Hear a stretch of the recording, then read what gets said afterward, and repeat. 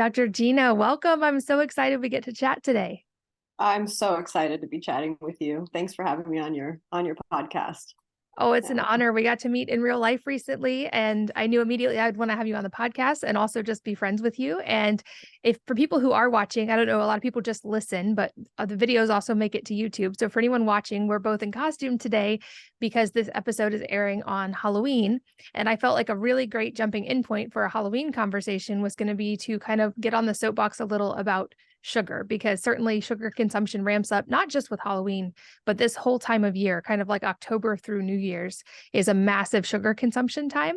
And I know you've done a ton of research and worked with a ton of people on many areas of health, but I thought let's focus on sugar as the background point for jumping in today. So to start off, can you give us some primer in what's going on with our sugar consumption and what's going wrong with it?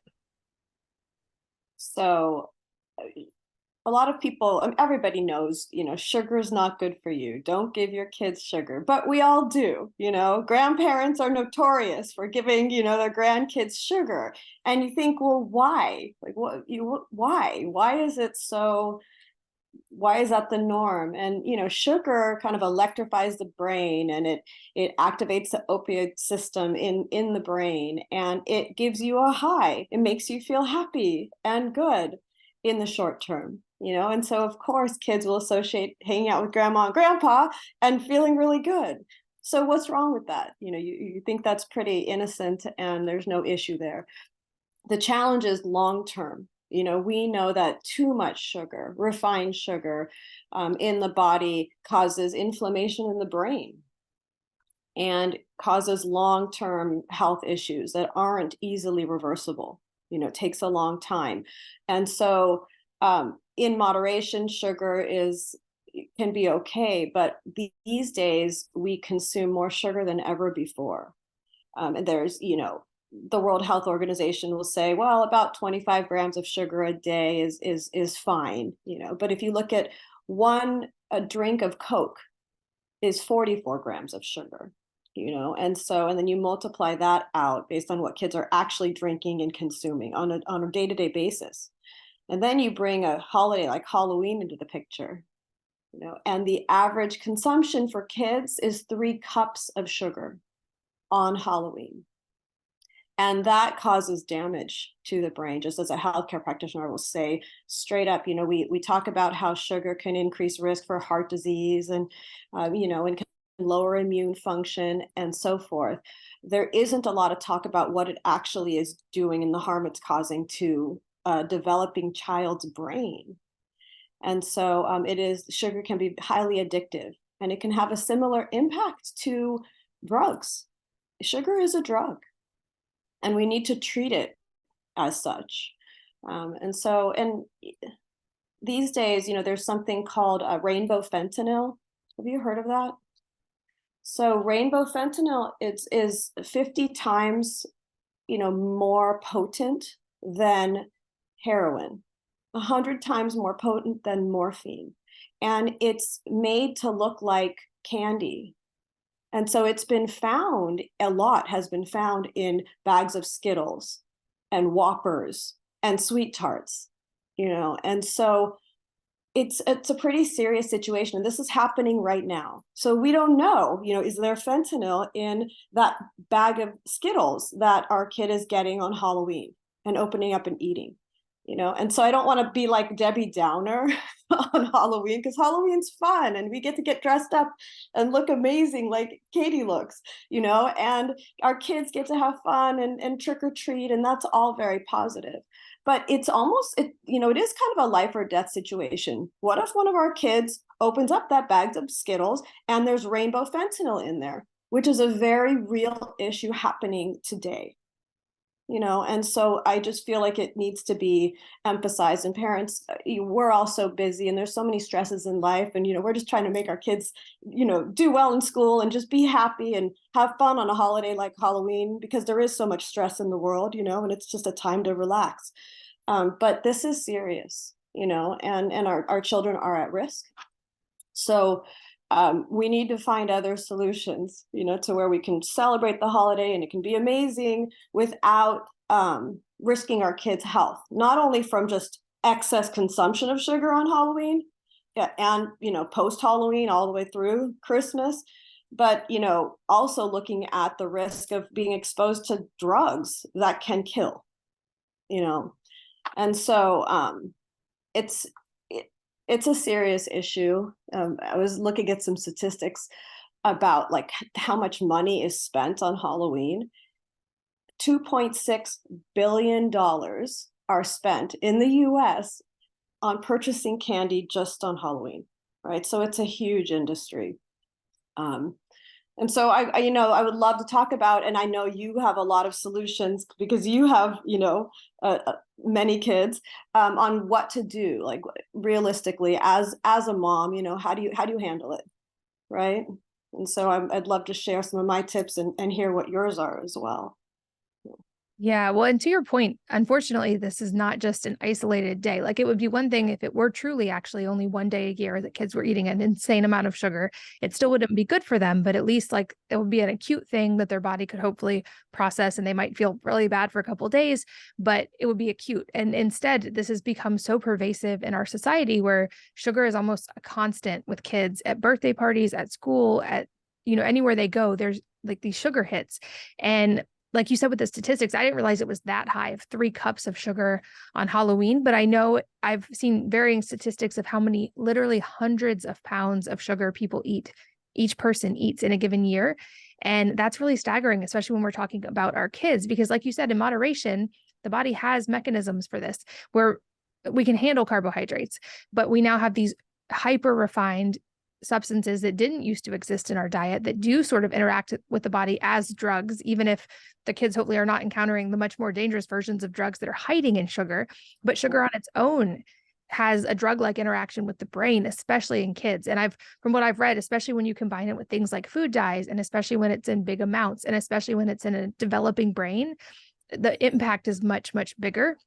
So I would love to talk about some practical strategies. I know you have a daughter as well, and that you're probably like very careful of guiding her in great directions with this, while also not like iron fist restricting her life such that she creates, forbidden things with food. And that's something I think about often as well. So I'll share some of mine also, but I would love to hear your strategies for keeping the fun of celebrations and holidays without it always being focused on sugar.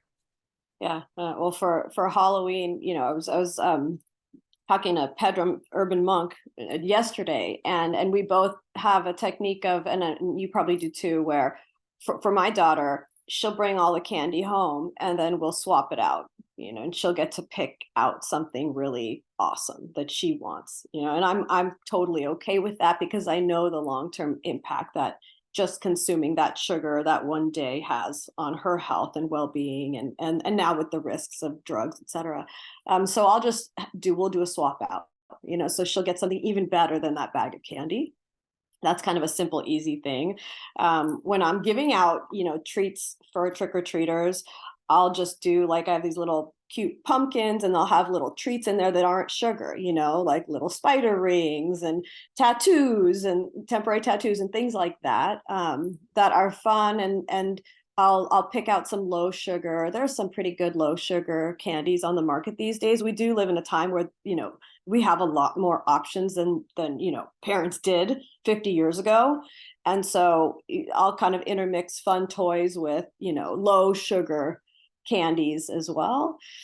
And then another thing I've been trying to teach my own daughter, and I try to teach my patients to share with their kids, is when they ask for that, Twix candy bar, rather than just saying, like my daughter will say, "Hey, can I have this?"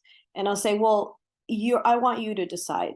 You've got me as a mom, so yes, you're pretty well educated on the impact of sugar and dyes and all of that, but you're still a kid, and you still have all the influence of everybody else around you eating these things. And so you're aware of what it can do to your body, but you also know in moderation, it's okay. It's not it's not that horrible." And so I'm kind of guiding her to decide for herself what is best for her body and really start to get in touch. She's 11, so get in touch with what does she feel is best for her versus asking mom, if she can or can't have it. So I'm kind of putting the responsibility back on her because ultimately we're all responsible for our own health. and I'm trying to convey that, at a young age, so that that develops over time. So. I think that's so important. One of my first principles with my kids is that they are each their own infinite autonomous being. And of course, when they're young, we do have to be very hands-on with taking care of them and make many decisions for them when they're especially babies. But I think, like you explained so beautifully, whenever we're able to give them the decision making, first of all, they often can surprise us because they're so capable of understanding and making good decisions, and they're resilient. So if they're 90% of the time making great choices, it's truly not the end of the world if they choose to eat that candy once in a while. But I feel like that mindset of them getting to choose from an early age is so important because we're not always going to be there. And one day they are going to be interacting with the world without our advice and guidance on every decision. And so the earlier they get to have ownership of that decision and really like feel the effects and own it themselves, I feel like that's such a healthy framework for moving into adulthood too. Yeah, yeah. I mean, kids are responsible. They are ultimately responsible for their, health and well-being, or at least that's, we want to convey that to kids so that eventually that clicks and they do take, I wish more adults would truly take responsibility for their own health, and do their best to stay connected with their own bodies, to decide what are the best foods to eat, how much sugar is okay or not okay for my body and my brain, because those things change over time. So. Yeah. And I think there's also value, like how you do and I do as well, in not making anything totally forbidden ever, other than, of course, the things we truly do have to keep them safe from. But as a silly example of that, I think back to not being allowed to get my ears pierced till I was 13, and then wanting a second piercing, and my parents wouldn't let me. And so when I turned 18, I at one point had like 33 piercings because it was a forbidden thing. And when I look back, I'm like, those didn't even feel good. It was hard to sleep for like 6 months because my ears were swollen. Like, I didn't actually probably want those. They became attractive because they were forbidden. And so I've Oh. tried with my kids never to like even paint the picture as like good and bad or forbidden or you can't, but to just like you do, educate them about it and trust they really are so capable of understanding at such a young age. We also do the switch witch and trade out for something that's a not processed sugar Yeah. alternative on Halloween. And I think Yeah. really the fun of it often is the time with friends, the dressing up, the walking around, which is actually a great part of Halloween if they're walking around neighborhoods and getting some movement in. And also if it were able in our own communities to focus on those parts, like our neighborhood usually has like a little party in the circle at the middle of the neighborhood, and there's healthy treats out like vegetables, fruits, protein sources, and the kids all get to play and there's music, and then they walk around and trick or treat. But the focus is the community, not the Yes. sugar. And I think anytime we can build that in too, that's such a powerful strategy. Yeah, that's a healthier way to get that high, right? Is having community and feeling connected to one another. I mean, that's going to give you that, a genuine high versus the false high of taking in sugar and it electrifying your brain and you feel great for 30 minutes and then you crash and then you've got, this inflammatory process happening, which is what's happening, you know. And now, I mean, because of COVID, COVID really triggered this issue of chronic inflammation in the body. And I see it all the time, in my practice. And I just feel like kids are even more vulnerable to this inflammation that's happening because of exposure to COVID and stresses in our world today.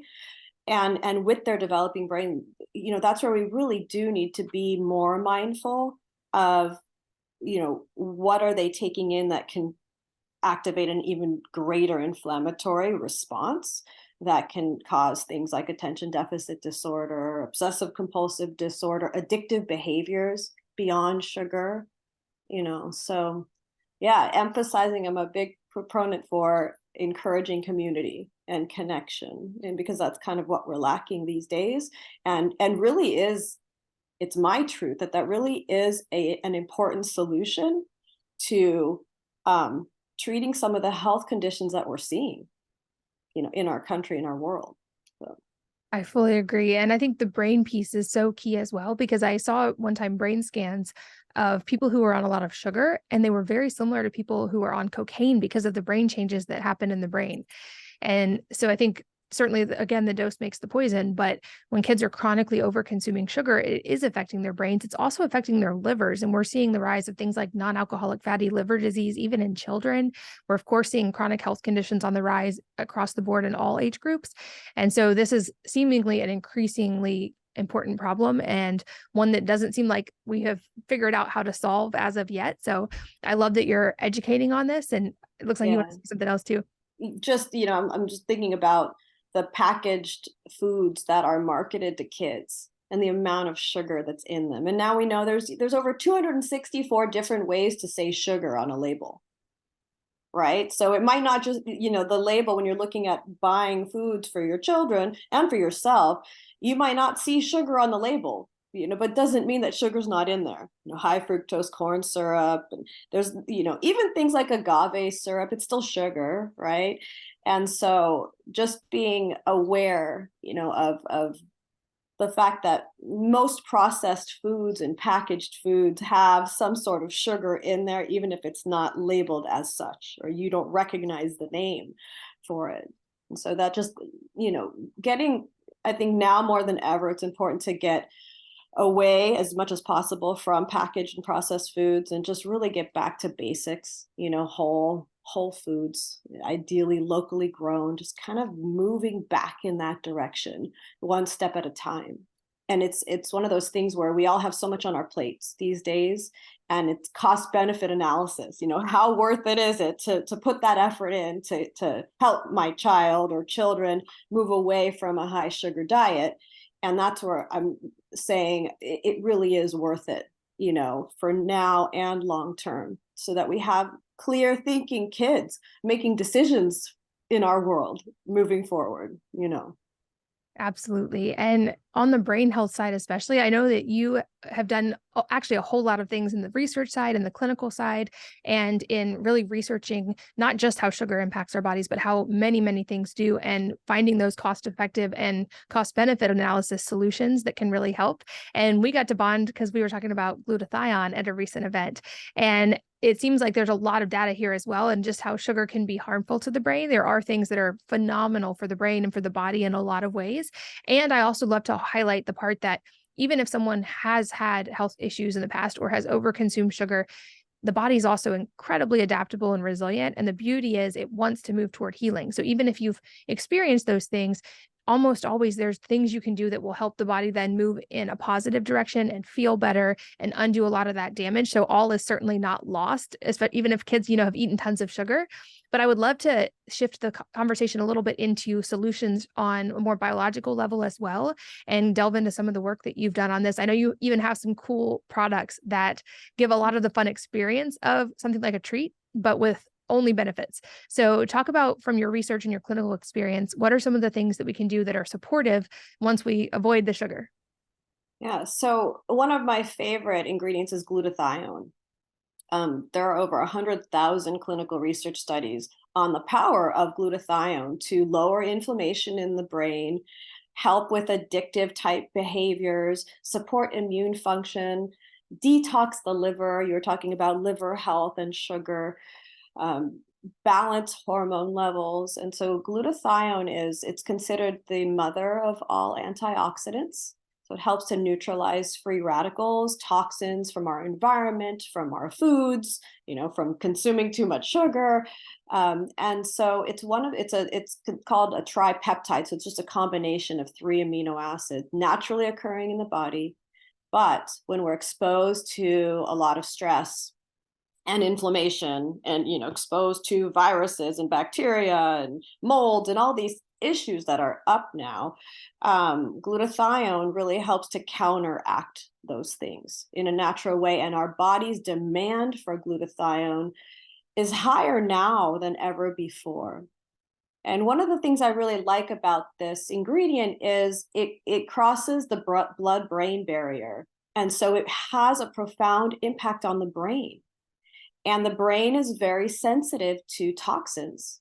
It's very sensitive to sugar. It's very sensitive to drugs. It's very sensitive to most toxins. And there isn't a high amount of glutathione in the brain.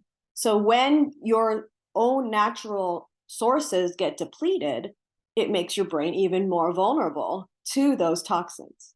And that's where introducing glutathione into your body can have just an incredible effect. I've been using it in my practice for over 20 years.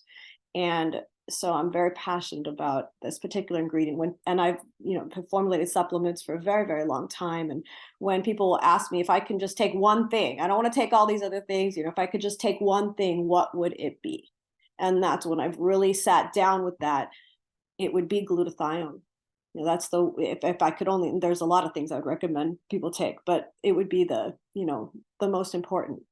And when it relates to things like Halloween and sugar consumption, glutathione is just a real powerful counter to that, and it is so healing to the body. So when you're talking about how the body has the ability to heal itself, your body's amazing. I mean, it's amazing. It's always trying to get back to a state of homeostasis or balance. And it is very resilient. And so no matter what the assaults have been or how many, unintelligent mistakes we all make, right, when it comes to our own health and well-being, that's okay, because the body's always trying to get back to balance. So I'm a fan of give the body what it needs. Give your body what it needs so it can do its job, and get you to where you want to be. And so glutathione is one of those things that I feel, is necessary to take. I recommend on a daily basis, at a low dose to support overall health and well-being. And it's just, the results in patients, it's just amazing. It's a very, very powerful ingredient. So. Yeah. Well, and like you said too, all those things like sugar, like exposure to toxins, whatever it may be, they kind of are an assault on the body that can deplete a lot of things, but among them glutathione levels. And I've always thought it's kind of funny that we assume that like cold and flu season, it's just like all these viruses just go latent in the summer and then they just wake back up in the winter. I'm like, and also all of these things change in that season of the fall, like we talked about, even just with sugar, where we're exposed to more, we're not getting as much sunlight, sleep patterns change. And I would guess glutathione levels, because of those, are also down at that time of year.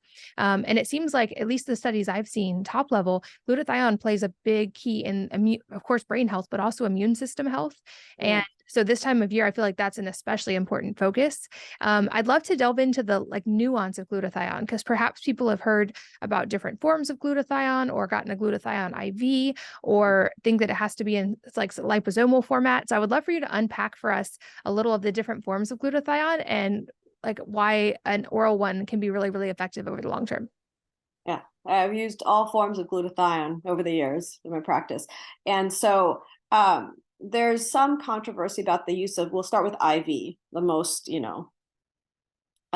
where you get the highest dose in the shortest amount of time. And so with IV glutathione, there is some controversy or question about when you're taking that much glutathione in at one time, how much is truly getting absorbed into the bloodstream, into the red blood cells, into the muscle tissue, into the brain, because glutathione is under tight homeostatic control. So your body's really smart. And it has these tight regulations. If you get too much glutathione, your body's going to reject it. And if you don't have enough, you don't have enough. You need more. And so more isn't always better. Even though glutathione's amazing, you don't need too much, to have an amazing effect on the body. And so IV glutathione, in certain situations I can see as valuable, but not for the masses and not on a regular basis. There's also intramuscular injections of glutathione, and I do those in my practice as well. And again, those are, in certain situations can be highly effective and valuable. Not everybody wants to get a shot. They can be expensive, and not everybody needs them. And so that's one form. And then with oral glutathione, it's not always stable. And so there's an issue about if you take glutathione in a capsule form, a powdered form, a liposomal form, how much of it is really getting absorbed. And so over the years, what I have learned is one of the best ways has been liposomal, delivery vehicles for glutathione. The challenge is compliance. I couldn't get my patients to stay on it. I couldn't keep taking it because it just didn't taste good to me. And most patients, the palatability isn't there. And that's been the main issue. And so during COVID, while I'm homeschooling and doing all the things and trying to see patients and everything, I was doing a lot of research on glutathione, and I was like, and I know that glutathione prevents a severe reaction to COVID and helps with inflammation and all these things. And so I put together a formula, and it was almost like divinely inspired, because it was right off the bat. I put this formula together. I was working with a company doing research on a particular form of glutathione that is an oral form and was proven to boost blood levels and red blood cell levels, even though it was an oral form, but not liposomal. So I took that ingredient, I created a formula, and the first sample came in and it tasted amazing. No sugar, it's very, very clean formula, but it tastes great. And so I decided to put that into a package that mimicked, candy, right? To kind of counter, so that my own child would want to take it and it tastes good. And I know that she's getting the glutathione that her body needs, on a regular basis. So that was kind of the start of this whole project of creating this product. I had it in capsule form already, but came out with a powdered form, that tastes really good. And so here we are, launching it, on Halloween.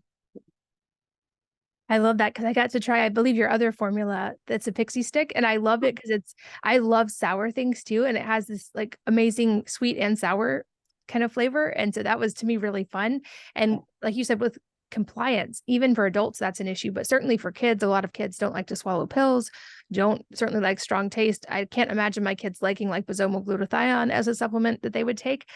So I feel like anything we can do that makes that experience easier to comply and fun for kids especially is awesome. Yes. And I love that you're releasing it on Halloween too. Yeah, I mean, fun, and I wanted it to be fun and taste good, most importantly, but also be really good for you and kind of gently counter the impact that sugar is having on all of our bodies, right? So that's the idea. And I want it to be something that could go in a lunchbox and actually be taken, right? Because most supplements, we know as moms, it's not the easiest thing to get our kids to take supplements, right? So this is easy because it tastes good, tastes like candy, without the harmful side effects. So Yeah, I love that. And if I'm remembering, some the other ingredients are also beneficial in their own right, or at least a couple of them that you mentioned. I believe it was like vitamin C and glycine. yeah. So there's I have a couple formulas. One formula has vitamin C and glycine in it. Vitamin C and glutathione work together, so they help to boost one another in the body. So they're intimately connected. And vitamin C is another very powerful antioxidant that supports immune function as well. And in fact, sugar competes with vitamin C for binding sites. So when you eat sugar, your body's ability to absorb vitamin C goes down. And so this formula has vitamin C, glutathione, and then glycine is very important for, it has a sweetness to it. It's actually one of the main sweeteners in this formula, but it also feeds the good bacteria in your gut. That's a whole other discussion about the impact sugar has on the gut microbiome and how that impacts the brain as well, right? And so glycine was included in there for that reason. It also has a calming effect, and it can counter some of the excitatory impact of sugar on the body by taking glycine. It really does have that calming effect. It's amazing. And so that's one formula. And then we have another formula. It's called So Guarded. It's an immune formula, also in that candy-like format, and that has magnesium glycinate in it as well. And magnesium is really important for countering the effects of sugar and helping to have that calm feeling. And then it has the vitamin C, glutathione, vitamin D3. We've all heard about, really important for immune function, and then zinc as well. So, and that's the So Guarded formula, and that's kind of the one that we're really encouraging, kids and parents to take during this season, Halloween all the way through, the new year. Well, and for anyone who hasn't tried it, I'm a big fan of glycine after trying it for sleep. I actually take glycine, inositol, and magnesium. I end up taking them during the day, not close to bedtime, because I have some weird genes related to magnesium and it keeps me awake. But when I get enough of those three, I find I sleep really, really well. Yeah. Yeah, they have a really nice calming effect on the body, and can even help to manage, addictive like um, challenges that some people have. So can help with that addiction. Sugars, it's easy to get addicted to it. So taking some of those nutrients can kind of rebalance how the brain is working, and get it to a point where you're not as attracted to things that cause you harm. Yeah, that's definitely a helpful step. And I know your experience is very far ranging beyond even just glutathione and sugar and brain health and all the things we've already talked about. So I have a feeling we will get to do more episodes in the future that dive deep on many topics. But for today, I would love to hear if there are any other things that are sort of in your own personal 80/20 repertoire of things that you do very consistently or regularly that you feel like have the biggest bang for your buck for your own health or for your daughter. Well, yeah, I mean, beyond we both take glutathione, daily. You know, One of the things that and I don't do it every day, but I need to, and I go through phases, but my goal is to really do this daily, is getting in the water. So taking a bath or getting in the hot tub or doing a cold plunge. We've got these trillions of cells in our body, and they respond to water. And so, for me, if I'm wanting to meditate or just take a pause and kind of get clear and focused and zoned in to what's important for me in my day, getting in the water, even if it's for 10 minutes every morning or every evening, it's been something I've done throughout my adult life. And again, I always know when I'm out of balance, when I'm not getting in the water. So I would say that's a big one. And even for my daughter, if she's having a difficult day, it'll often be like, go take a bath. And it's amazing that simple step, just getting in the water, how it can really change things. So, yeah. I love that. That's a great tip. And of course, I will link to all the products we mentioned in the show notes for everybody listening, as well as to your website, because I know you also have a lot of educational content and even work with people directly. I don't know if you're taking new patients, but I'll make sure all those resources are available for you guys listening on the go. Everything's always at wellnessmama.com. Thank you. Thank you, Katie. And a couple last questions I love to ask toward the end of interviews. The first being if there's a book or number of books that have had a profound impact on you personally, and if so, what they are and why. The one book that has had the most profound impact on me is it's not a popular book, but it's called Mind of the Cells by Sapprem. And it really kind of opened my eyes to, what our cells are really doing, and that they each kind of have a mind, and they are thinking, living things within our body. And so that book, The Mind of the Cells, it's not necessarily an easy read, but it's worth it to kind of delve into what happens as your cells are evolving, and the importance of kind of taking command and taking a leadership role over our own bodies and those trillions of cells, and leading them in towards the path of health and well-being and fulfilling your purposes. So that's the most impactful book that I've ever read, and I still go back and reread. So. Awesome. I'll link to that as well. That's a new recommendation. And that's very much a selfish question on my part to get new book recommendations. So thank you for Yeah. that. And you can even you can download it as a PDF for free. So. Oh, awesome. I'll see if I can find a link for that to include as well. And lastly, are there any parting advice for the listeners today that could be related to everything we've talked about or entirely unrelated life advice that has been helpful for you? Like, try and keep it simple, right? Keep it simple. And again, with the sugar issue, it's taking the time to make steps towards, pulling sugar away from day-to-day life. High volumes of sugar, it's worth it. That's like it's one of those simple truths in life, especially today, is to really address that issue. It's worth the time and the effort and all of that. It's yeah, it's life changing. I appreciate that so much. And I am grateful for you taking the time and us getting to find it like last minute time to record to get this out for Halloween. I'm excited. This is a fun and special Halloween episode. And I'm so grateful that I met you and that we got to connect and for you sharing all your wisdom today. So thank you for being here. Oh, and thank you for what you're doing. And it's been an honor and pleasure to talk to you this morning. And thanks as always to all of you for listening and sharing your most valuable resources, your time, your energy, and your attention with us today. We're both so grateful that you did. And I hope that you will join me again on the next episode of the Wellness Mama podcast.